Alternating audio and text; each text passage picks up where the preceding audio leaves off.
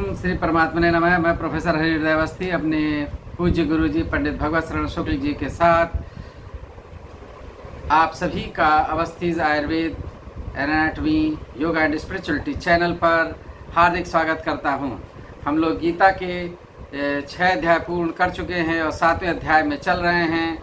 और आज का प्रमुख प्रश्न है कि जो 7वां अध्याय है उसका नाम है ज्ञान विज्ञान योग।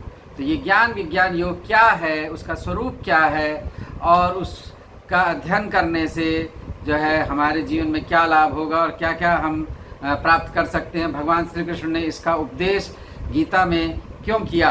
तो इस प्रश्न का समाधान करने के लिए हम अपने पूज्य गुरु जी से निवेदन कर रहे हैं कि वो वेदों और गीता उपनिषद योग के आधार पर इसका हम लोग को ज्ञान वर्षा करें, जिससे कि हम लोग का समाधान हो सके। तो अब मैं पूज्य गुरु जी की ओर चलता हूँ।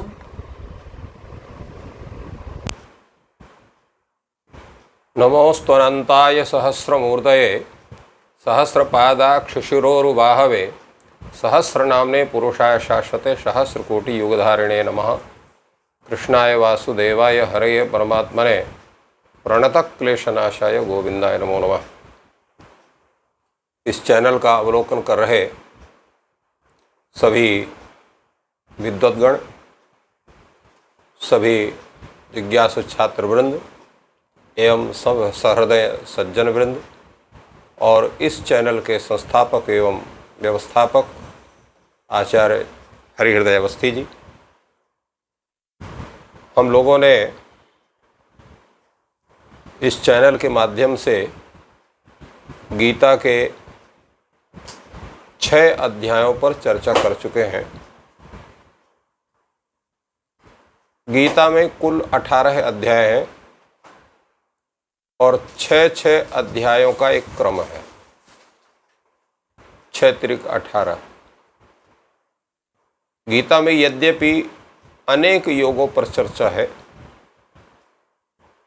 जिसमें सर्वप्रथम आपका विषाद योग है और सबसे अंत में मोक्ष संन्यास योग है।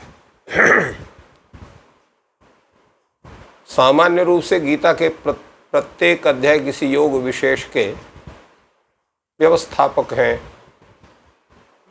उसके व्याख्या करने वाले हैं, किंतु कुल मिला करके जब हम विचार करते हैं तो 3 योगों का प्रतिपादन गीता में प्रधान रूप से प्राप्त होता है, और वो है आपका कर्मयोग, भक्ति योग और ज्ञान योग। ये क्रम इनका है। कर्मयोग का प्रतिपादन, भक्ति योग का प्रतिपादन और ज्ञान योग का प्रतिपादन। इन तीनों के प्रतिपादन में ये 3 6 अध्याय हैं। अभी तक आपने जिन 6 अध्यायों का श्रवण किया है वो 6 अध्याय आपके कर्मयोग के प्रतिपादक। यद्यपि केवल कर्मयोग का ही प्रतिपादन नहीं है, जैसे प्रथम अध्याय में विषाद योग है, विषाद योग की जिसकी चर्चा हुई, और विषाद योग वो है कि किस तरह से हमारी वासनाएं, हमारी आसक्तियां अनेक इंद्रियों के विषय में प्राप्त होती हैं, और यहाँ तक कि हमें ये अंतर नहीं प्राप्त होता है कि हमारी आत्मा और हमारा शरीर भिन्न है या एक है, उसका ज्ञान होता है। इसके बाद सांख्य योग की चर्चा हुई, जिसमें देहात्मवाद का पूर्ण रूप खंडन करके और कैसे हम मन को एकाग्र कर सकते हैं और साथ साथ हमारी स्थिति प्रज्ञत्व का क्या स्वरूप होता है, इस पर चर्चा होती है। और तीसरा जो अध्याय है, जो कर्मयोग के विषय में ही किया गया है, कर्मयोग नाम तृतीयो अध्याय, जिसमें कर्मयोग की कई बातों को कहा गया कि कर्मयोग की साधना कैसे बने। विशेष रूप से इंद्रियों के नियमन की विषय में व्यवस्था दी गई जिसका पूर्ण जो है अंत में चर्चा आई है, कामेश क्रोधेश रजोगुण समुद्भवाशनो महापापम विद्येन मी वैरिणम, इनकी विशेष चर्चा हुई है। और चतुर्थ अध्याय ये ज्ञान कर्म संन्यास योग, अर्थात ज्ञान कैसे करें, ज्ञान पूर्वक कर्म क्या करें, फिर उनका दोनों का सबका संन्यास अर्थात त्याग कैसे हो, अर्थात निष्काम कर्म योग की संपन्नता कैसे बने, ये चर्चा हमें प्राप्त होती है चतुर्थ अध्याय में। और पांचवा अध्याय जिस पर कर्मयोग की विशेष रूप से चर्चा हुई है, जिसका हम लोगों ने कर्म संन्यास योग नाम भगवान ने उसका रखा है, उसमें भी वस्तुतः कर्मयोग की ही चर्चा हुई है। और छठवां अध्याय जो अभी कल इसकी चर्चा पूरी हुई है, इसमें भी निष्काम कर्मयोग की साधना के साथ साथ ध्यान योग और ध्यान योग के साथ ब्रह्मभूतत्व की प्राप्ति और उसके साथ साथ जो है पूर्ण रूप से मोक्ष की प्राप्ति का जो स्वरूप है उसके विषय में चर्चा है हुई है। तो इस तरह से हम देखते हैं कि ये जो पूरे 6 अध्याय हैं, कहीं न कहीं से अन्य अवान्तर योगों की चर्चा के साथ साथ जो प्राधान्य रूपेण चर्चा है वो कर्मयोग की होती है।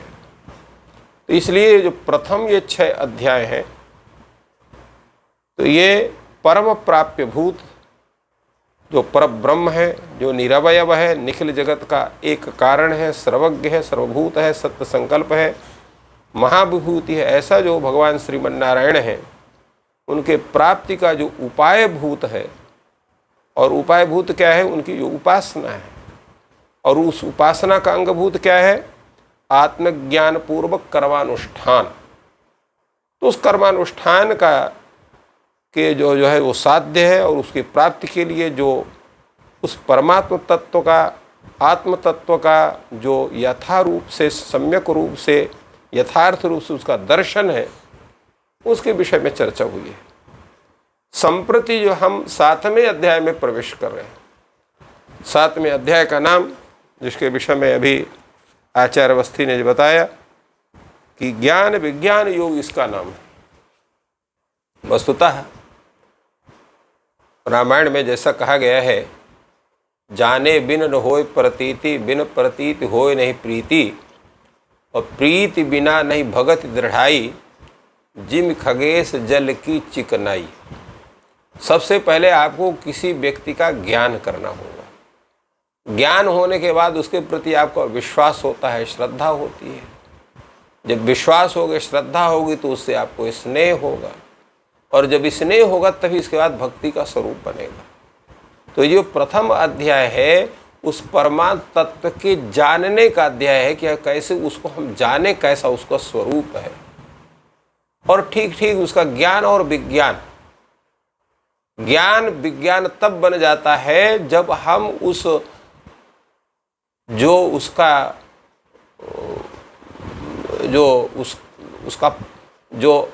जो सैद्धांतिक स्वरूप उसका है, उसका हम प्रायोगिक स्वरूप बना देते हैं। अर्थात जितना हम जाने तो उसको अपने जीवन में जब उतार देते हैं तो विज्ञान होता है, विशिष्ट ज्ञान हो जाता है। ज्ञान का मतलब क्या हो गया, और यद्यपि ज्ञान और ज्ञान का जो आध्यात्म, उसका जो यथार्थ ज्ञान है, तो ज्ञान माने तो केवल आत्म तत्व ज्ञान ही ज्ञान है, और जो भौतिक ज्ञान है वो विज्ञान है। क्योंकि भौतिक ज्ञान जो हर तरह के प्रैक्टिकल के स्वरूप को रखता है। अगर प्रैक्टिकल करेंगे तो माना जाएगा, नहीं जाने तो विज्ञान में क्या है, प्रैक्टिकल ही मुख्य है, थ्योरिकल उसमें गौड़ है सिस्टम जो है। तो किंतु अध्यात्म में जो ज्ञान है वो विज्ञान से भी बढ़ करके है, क्योंकि जो यथार्थक ज्ञान है वो ज्ञान है, और विज्ञान जो है उससे पीछे है। विज्ञान ज्ञान तक तब पहुंचता है जो विशिष्ट उसका जो सैद्धांतिक और प्रायोगिक दोनों को ज्ञान से ऊपर जब आपका स्वयं का चिंतन जब बनता है, तब वो आपका विज्ञान ज्ञान बनता है। प्रायः लोग उल्टा सोचते हैं कि ज्ञान जो है कम है, विज्ञान अधिक है। विशिष्ट ज्ञान किसी विशिष्टता को लेकर के रहता है, और विशुद्ध ज्ञान वो आत्म तत्व ज्ञान कहलाता है। इसलिए कहा गया नहीं ज्ञानेन सदृशम पवित्रमिह विद्यते, गीता में कहा गया। नहीं विज्ञानेन सदृशम पवित्रमिह विद्यते, गीता में नहीं कहा गया। ये सर्वथा पवित्र क्या है, ज्ञान जो है परमात्म तत्व का ज्ञान ही ज्ञान है। शेष जो ज्ञान है, जो भौतिक ज्ञान है, वो आपको विज्ञान ही रह जाएगा, वो ज्ञान नहीं हो सकता है। इसलिए यहाँ पर ज्ञान और विज्ञान दोनों को, पहले ज्ञान को बतलाया और विज्ञान को बतलाया, क्योंकि दोनों का आपको पार्थक्य बताया गया। इसीलिए ईशावास्योपनिषद में विद्या और अविद्या दो शब्द का प्रयोग किया और उसमें कहा अविद्या मृत्युम तीर्थवा विद्या मृतम अश्नुते। अविद्या से जो है मृत्यु को पार करके और विद्या से जो है अमृत तत्व के अर्थात मोक्ष तत्व की प्राप्ति कर सकते हैं। तो ये अविद्या का जो स्वरूप है वही है विज्ञान, और जो विद्या का जो स्वरूप है वही है आपका ज्ञान। इसलिए नए ज्ञान सदृशम पवित्र में विद्यते ऋते ज्ञान मुक्ति इत्यादि जो उपनिषदों का उद्घोष है उसका ये मुख्य कारण है। ऐसे और विज्ञान की चर्चा इसमें करेंगे। तो ज्ञान और विज्ञान क्या है? ये भी भक्ति की प्रथम अवस्था है। इसलिए ये जो 6 अध्याय हैं, 6 अध्याय अर्थात 7वें अध्याय से लेकर के और 12वें अध्याय तक, इसलिए 12वां अध्याय भक्ति योग बताया गया। भक्ति योग की पूर्ण साधना है। भक्ति योग क्या स्वरूप है? जिस समय आप 12वें अध्याय का श्रवण करेंगे उसका पूरी तरह से ज्ञान होगा। और आप देखें प्रैक्टिकल की जो बात अभी चालू हुई है, थियोरिकल का सिस्टम कहाँ आपका प्रारंभ होता है? 9वें अध्याय में, 10वें अध्याय में, कुछ 9वें अध्याय में, कुछ 10वें अध्याय में। 10वें अध्याय में भगवान ने अपनी विभूतियों का वर्णन किया है, तो वो थियोरिकल हो गया, यहाँ हमारी विभूति हैं। और 11वां अध्याय प्रैक्टिकल का अध्याय हो गया, जिसमें भगवान ने भक्त को अपने स्वरूप में संसार के संपूर्ण जितनी संपूर्ण विश्व समाहित है उनके शरीर में, ऐसे विश्व रूप का दर्शन करा के प्रैक्टिकल उन्होंने करा दिया। जैसे भी गीता में 6वें अध्याय में कहा गया कि जो व्यक्ति संपूर्ण विश्व को मेरे में समझता है और संपूर्ण विश्व में जो है वो उसको संपूर्ण विश्व में मेरे को समझता है और मेरे में संपूर्ण विश्व को समझता है, वही वस्तुतः जानता है। तो 11 अध्याय में भगवान ने अपने विश्व रूप में पूरे विश्व के स्वरूप को वहाँ प्रकट किया और दिखाया कि देखो पूरा संपूर्ण ब्रह्मांड जो है वो मेरे में समाहित है, मेरे से पृथक नहीं है। तो ये विज्ञान और विज्ञान का पृथक सामान्य स्वरूप वहाँ से प्राप्त होता है। तो ये भक्ति का योग है कि भक्ति योग में कोई भी भगवान का कोई भी ऐश्वर्य तिरोहित नहीं होता है। भगवान को संपूर्ण ऐश्वर्य का ज्ञान हो जाता है वो भक्ति की साधना से। तो ये जो 6 अध्याय हैं इसमें परब्रह्म भूत परम स्वरूप और जो उपासन का जो है वो भक्ति का स्वरूप क्या कहलाता है? परब्रह्म भूत परम स्वरूप की उपासना ही भक्ति शब्द वाच्य है। वैसे भक्ति शब्द के अनेक लक्षण हैं। एक लक्षण उसमें भी अंतराय सहस्त्रेणापि अप्रतिहत प्रेम प्रवाह भक्ति, जहाँ पर करोड़ों अरबों विघ्न हो, उन सभी विघ्नों के रहने पर भी उस परमात्मा के प्रति जो आपका स्नेह प्रवाह है उसमें रुकावट ना हो, वो भक्ति का स्वरूप होता है। तो ये भगवान यहाँ पर गीता में भगवान उस भक्ति के स्वरूप की उपासना यहाँ से बताते हैं। और इनका जो प्रारंभ होता है भक्ति का स्वरूप का, जो आपका ये 7वां अध्याय है, तो 7वां अध्याय के पहले भी जो है भगवान ने इस जो है भक्ति के स्वरूप को 18वें अध्याय में भी बतलाया है। उन्होंने कहा है यतः प्रवृत्तिर्भूतानां येन सर्वमिदं ततं स्वकर्मणा तमभ्यर्च्य सिद्धिं विन्दति मानवः। यहाँ पर भक्ति के स्वरूप को उन्होंने बताया, भक्ति का क्या स्वरूप। इसी तरह से जो है 18वें अध्याय में वहाँ पर भक्ति के स्वरूप को और बताते हैं। निर्मिच्य विमुच्य निर्ममः शांतो ब्रह्म भूयाय कल्पते ब्रह्मभूतः प्रसन्नात्मा न शोचति निकांक्षा।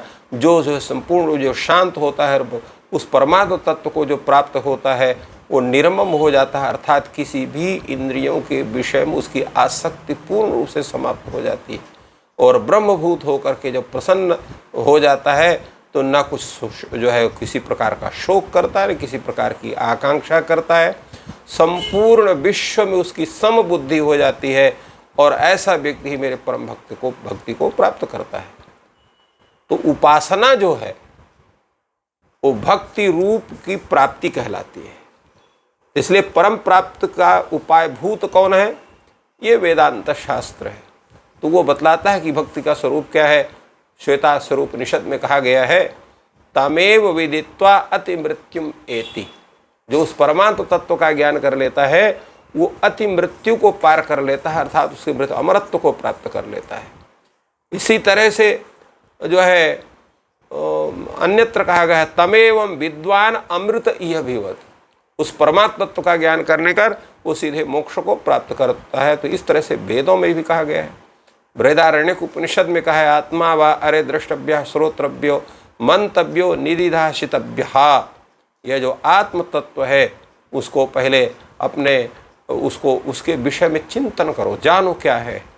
उसको जो है वेदांत वाक्यों से और अपने आचार्यों से उनके विषय में सुनिए, उसका मनन करिए और इसके बाद उसका जो है पूर्ण रूप से अभ्यास करके और उसको अपने जीवन में उतारिए, अपने अनुभव में उसको उतारिए। और जो है इसी तरह से बृहदारण्यक उपनिषद में आगे भी कहा गया है, आत्मानम एवं लोकम उपासित।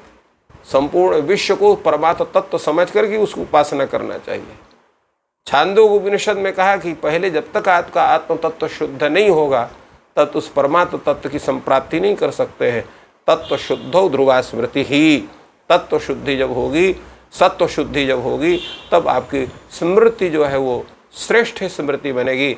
और इस स्मृति लाभे सर्वग्रंथि नाम विप्रमोक्षा। और जिस समय आपको स्मृति उस परम तत्व की जब स्मृति आपको प्राप्ति होगी तो जितने भी प्रकार के ये रजोगुण तमोगुण की जो ग्रंथियां हैं उनका शीघ्र ही वो जो है वो खुल जाती हैं, वो पूरी तरह से वो समाप्त हो जाती हैं। और मुंडकोपनिषद में भी यही बात कहा गई, भिद्यते हृदय ग्रंथि छिद्यन्ते सर्व संशया। जिस समय हृदय की ग्रंथियाँ खुल जाती हैं, अर्थात अनेक प्रकार की जो संशय की ग्रंथियाँ हैं, जो इंद्रियों के आसक्ति और मन के विषयासक्त होने के कारण वो पड़ जाती हैं, तो जो परम तत्व का ज्ञान होता है तो हृदय ग्रंथि जितनी हैं सब खुल जाती हैं और जितने संशय हैं, जितने भी अन्य संदेह हैं, वो सब छिन्न भिन्न हो जाते हैं।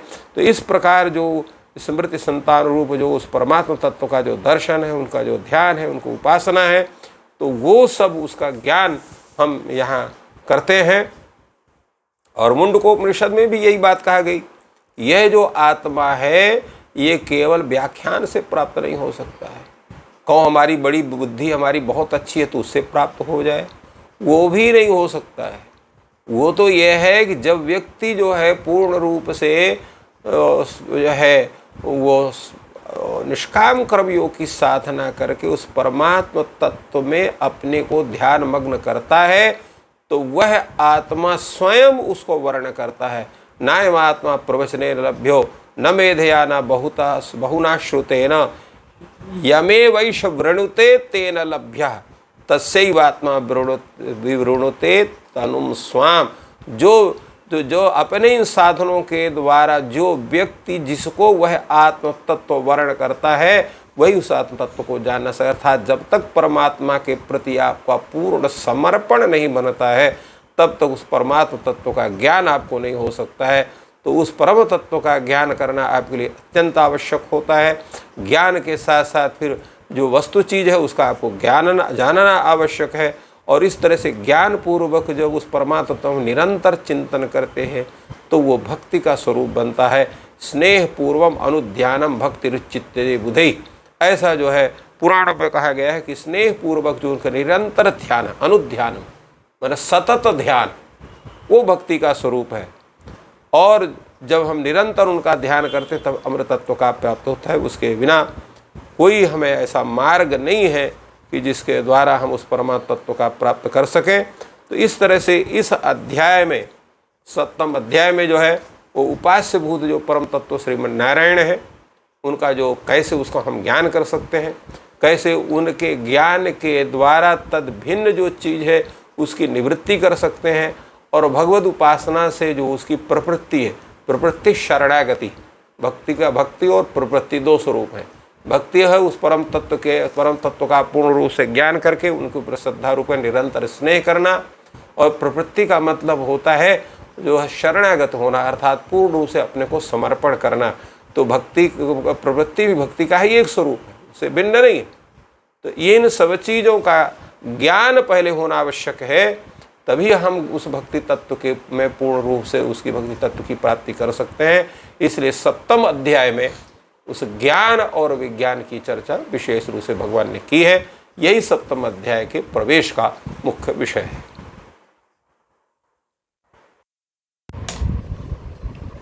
तो बहुत ही सुंदर विवेचन गुरु जी ने किया कि जो ज्ञान विज्ञान योग है वही विद्या अविद्या और ईश्वर की प्राप्ति के लिए जो प्रमुख योग है वो है। तो ये पूरे उनके प्रवचन से ये हम लोग को ज्ञान प्राप्त हुआ। तो ये जो आपको ज्ञान अगर सुंदर लग रहा है और आप उससे लाभान्वित हो रहे हैं तो कृपया इस चैनल को सब्सक्राइब करें और अपने मित्रों में, अपने साथियों में और सुधीजनों में शेयर करें, जिससे कि ये ज्ञान और आगे तक बढ़े और सब भी लाभान्वित हो निष्काम कर्म योग से। तो ये जो 7वां अध्याय है उसके लिए गुरु जी ने बताया कि ज्ञान और विज्ञान योग क्या है, उसका परिचयात्मक उल्लेख किया।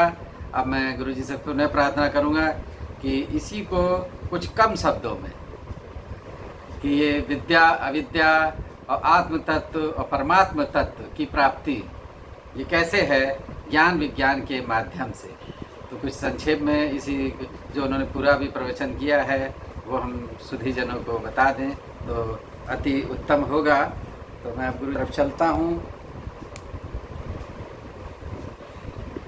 गीता के जैसे हमने बताया 18 अध्याय हैं और अवान्तर विवेचन के साथ जो मुख्य विवेच्य विषय हुआ है वो प्रथम 6 अध्यायों में कर्मयोग का, द्वितीय 6 अध्याय अर्थात 7वें से लेकर 12वां तक में भक्ति योग का, और इसके बाद 13वें अध्याय से लेकर के 18वें अध्याय तक जो है वो ज्ञान योग पर विशेष रूप से चर्चाएं हुई हैं। और ये जो 7वां अध्याय है जिसका ज्ञान विज्ञान योग नाम है, तो इसमें जो मुख्य रूप से चर्चा यही है कि वो परमात्म तत्व का स्वरूप क्या है, क्योंकि भक्ति जके करने के पहले जिसकी हम भक्ति करना चाहते हैं उसके विषय में पूर्ण रूप से जानना चाहते हैं। तो इसमें भगवान ने अपने स्वरूप को पूर्ण रूप से बतलाने का जो है उपदेश दिया है और उसको बतलाया है कि मेरा स्वरूप क्या है, और साथ साथ उस स्वरूप के ज्ञान के साथ साथ उस स्वरूप के ज्ञान करने के साधन क्या हैं, कैसे उस परमात्म तत्व को जान करके और उसकी उपासना हम सही ढंग से कर सकते हैं, तो इसको भी बतलाया। इसलिए ज्ञान और विज्ञान दोनों का स्वरूप जब हमें पूर्ण रूप से ज्ञात हो जाता है तभी हम भक्ति के तरफ आगे बढ़ सकते हैं। तो इसलिए ये भक्ति के प्रवेश का ज्ञान विज्ञान नामक ये 7वां अध्याय है। तो बहुत ही सुंदर विवेचन हुआ और अब हम 7वें अध्याय में प्रवेश कर चुके हैं और इसके गुण रहस्यों को आगे के एपिसोड्स में हम देखेंगे, पढ़ेंगे, ज्ञान प्राप्त करेंगे। और इसी के साथ थैंक यू ऑल।